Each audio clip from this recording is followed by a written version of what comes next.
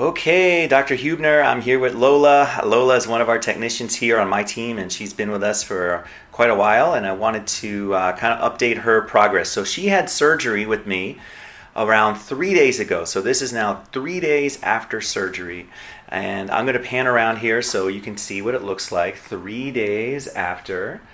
And obviously we call this the Frankenstein stage, but you can see the new hairline, the new profile, new shape of her forehead. That's going to be very, very cool.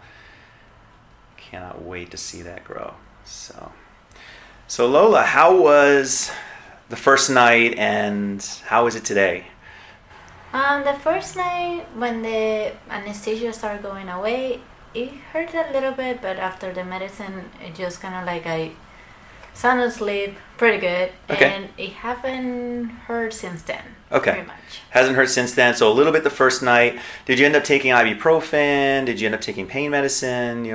Just ibuprofen. Just ibuprofen was enough. Okay. Yeah. And are you in any pain right now? Right now, I'm not. Okay.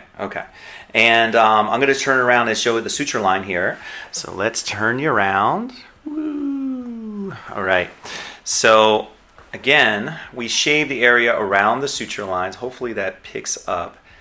But really super clean line. The only reason you can even see it now is because we shaved the area away from that area. I hope that picks up. I can also put some pictures in there. But you can see that once the hair grows around that, then obviously it's going to be not an issue. So, all right. So thanks so much, Lola, for showing us, and I look forward to your results. So we'll check in again around 4 months, 9 months, and a year.